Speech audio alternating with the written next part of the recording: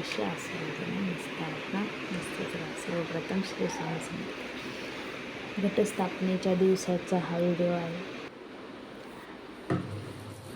अमावस्या असल्यामुळं अगोदर आपण घरातलं पहिलं सर्व झाडून वगैरे घ्यायचं.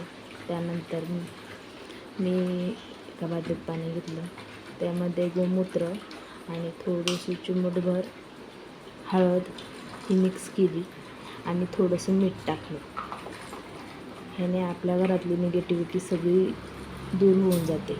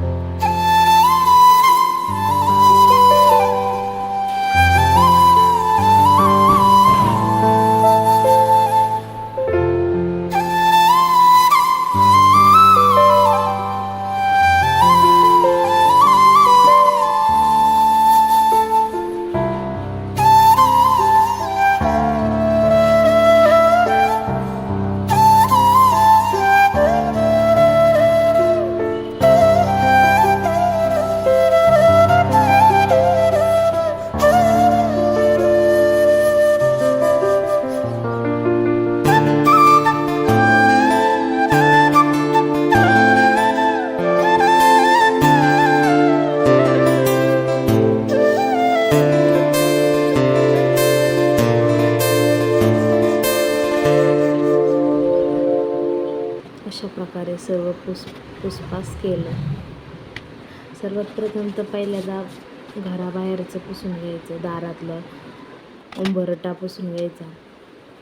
त्यानंतर मी सर्व हे पुसून वगैरे घेतलं. त्यानंतर मी रात्रभर दिवा हा पाण्यात ठेवला. मातीचा दिवा असल्यामुळं पाणी शोषून घेतं आणि त्यानंतर जास्त तेल वगैरे गळत नाही त्याच्यातून. त्यामुळे रात्रभर हा मी पाण्यात ठेवला होता. त्यानंतर मी हळदीचं लेपन करत आहे. 9 दिवसही हळदीचं लेपन केलं तर खूप छान पॉझिटिव्हिटी येते. आपल्याला जमेल तसं आता 1 दिवसही केलं तरी काय हरकत नाही, पण 9 दिवस पॉसिबल झालं तर करावं. त्याच्यामध्ये हळद, गोमूत्र आणि गुलाबजल घेतलं. मी ते मिक्स केलं. एकदम नॉर्मल बॅटर करायचं, जास्त थिकही नाही, एकदम पातळही नाही. आता माझी कन्सिस्टन्सी बघा कशी आहे. अशा पद्धतीत करा. आणि असं जर केलं तर हळदीचं लेपन लावण्यासाठी खूप छान हे होतं. त्यानंतर मी पूजेची बाहेरची थाळी तयार केली. त्यामध्ये हळदीचं लेपन, काही फुले घेतले, हळदी कुंकू, काळीपिटी आणि दिवा. सर्वात प्रथम दिवा वगैरे लावून घ्यायचा आणि रांगोळी. आता हे भाड्याच्या घरात असल्यामुळं उंबरठा हा आपला लाकडीचा असावा, प्युअर साग. पण हा माझा उंबरठा आहे, हा फरशीचा आहे, पण काही हरकत नाही. फरशीचा जरी असला तरी आपण हळदीचं लेपन करायचं. हे मी 9 दिवस करणार आहे, तुम्हीही करावे, त्याने खूप छान रिझल्ट भेटतो. असं हाताने वगैरे नाही जमलं तरी चम्मचने वगैरे करून घ्यायचं, पण चम्मचपेक्षा हाताने खूप छान लेपन हे होतं. मी हातानेच करते, पण ते ट्राय केलं मी की बाबा होतं आहे की बाबा. ते हाताने मस्त पसरवून घेतलं सगळीकडं. त्यानंतर हळदीचं लेपन थोडंसं वाळवून द्यायचं. त्यानंतर त्याच्यावरून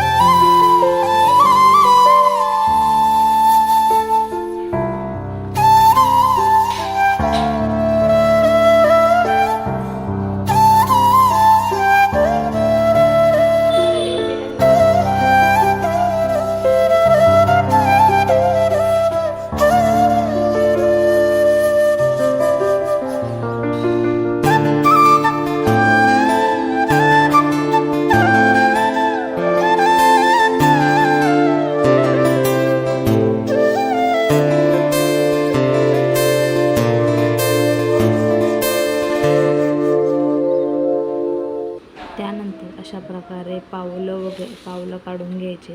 पावलामध्ये असं मस्त रांगोळी. मी पावलांमध्ये सर्वात प्रथम पहिल्यांदा खाली पिवळा रंग भरते, त्यानंतर हिरवा रंग भरते आणि लाल रंग भरते. पावले इतके छान दिसतात ना. ही टेक्निक मी माझ्या मैत्रिणीकडून शिकले. मी प्रत्येक व्हिडिओमध्ये तिचा जिक्र करत असते. एखाद्या दिवशी व्हिडिओमध्ये पण आणेल तिला मी. आणि तसंच तर तिच्याविषयी बोलण्यासारखं भरपूर काय आहे. बोलेल कधीतरी, तिच्यावर व्हिडिओ एक वेळेस बनवून आणेल. अशा प्रकारे उंबरठ्याचा पूर्ण लेपन करून घ्यायचं, रांगोळी काढून घ्यायची आणि त्यानंतर त्याला हळदी कुंकू लावायचं आणि रांगोळीवर सुद्धा हळदी कुंकू टाकायचं. आणि फुलं असतील, फुलं ठेवायचे. माझ्याकडं फुलं असतात दरवेळेस. मी हे फुलं पिंपरीतूनच घेऊन येत असते. फुलांच्या मार्केटमध्ये ज्यावेळेस जाईल त्यावेळेस एक व्हिडिओ बनवेल तिथला. आणि तसंच दर्शन करू आतमध्ये. मी आता पुढच्या पूजेची तयारी करायला आतमध्ये आली.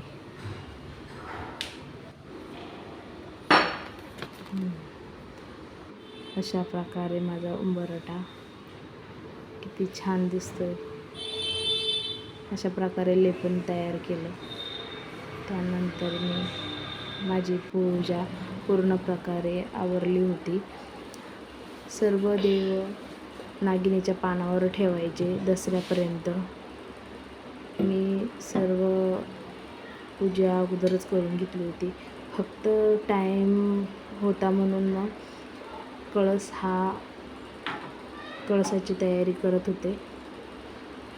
मी फक्त कळस माझा देवाऱ्यात असल्यामुळं मी कळसाचीच पूजा करणार आहे. मी घट वगैरे काही बसवणार नाही, कारण की सासूबाई असल्यामुळं त्या घट वगैरे बसवतात आणि माझी इच्छा आहे की फक्त दिवा 9 दिवस मी लावावं. आणि कोणालाही इच्छा असली की मी घट बसावे किंवा आता सासूबाई असल्यामुळं घट आपल्याला बसवता येणार नाही, तर आपण हा दिवा प्रज्वलित करायचा 9 दिवस. आपल्या देवघरातला कळसाची पूजा करायची आणि 9 दिवस दिवा प्रज्वलित करायचा. अशा प्रकारे स्वस्तिक काढून घ्यायचं.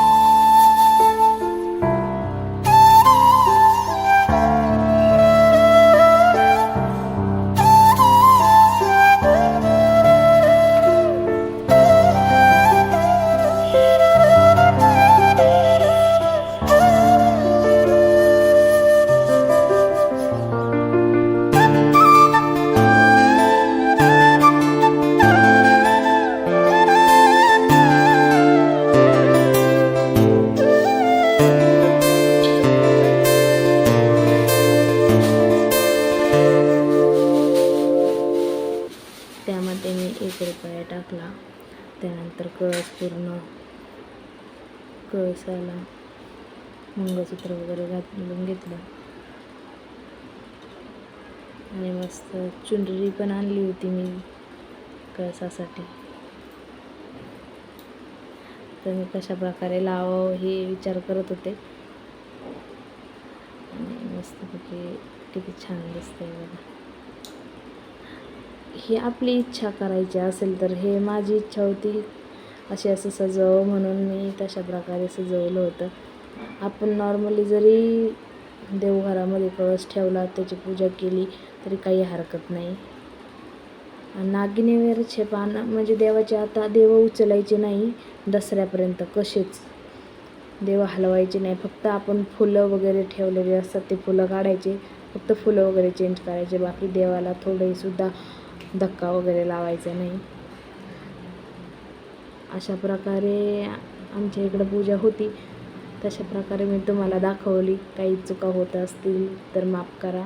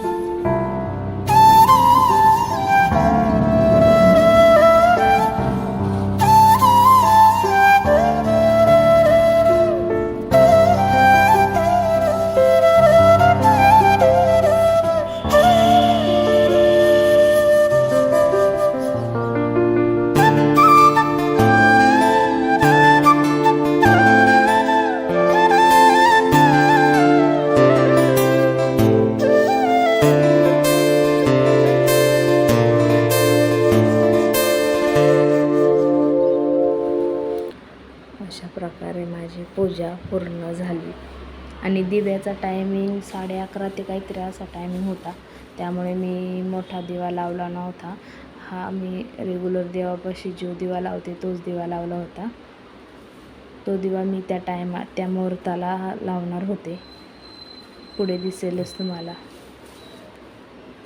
त्यामध्ये मी दिवा लावताना तो दिवा मातीचा असल्यामुळं मी रात्रभर तो दिवा पाण्यामध्ये ठेवला होता, कारण की पाणी पूर्ण शोषून घेतल्यानंतर दिवा गळत नाही. मातीचे दिवे तेल गळतं त्याच्यातून, त्यामुळं ते रात्रभर भिजू घातला ना तर गळणार बिलकुल नाही. माझा 9 दिवसही दिवा एकदम व्यवस्थित राहील. तुम्ही ही टेक वापरून बघा, तुम्हालाही कळेल कसं. ही फुलं मी पिंपरीतूनच आणली होती, खूप छान आणि एकदम भरपूर फुलं भेटले होते 100 रुपयामध्ये. मी पिंपरीतूनच घेऊन येत असते. तसे आसपासचे कुणी असतील, पिंपरी भोसरी वगैरे इकडच्या साईडचे, तर त्यांनी पिंपरीमध्ये भरपूर प्रमाणात फुलं आहेत मस्त, आणि जास्त पण हे नाही होत. आणि अशा प्रकारे माझी देवपूजा कंप्लीट झाली होती. आणि असा देव प्रज्वलित केला होता मी, तुम्हाला दिसेलच बघा. त्याच्या खाली मी एक वाटी ठेवली होती, कारण की जर तेल सांडलं तर त्याच्यामध्ये पडेल, पूर्ण देवघराला हे नाही होणार. अशा प्रकारे मी माझी पूजा पूर्ण हे केली होती. स्वामी किती छान दिसत आहेत पहा बरं, हो ना.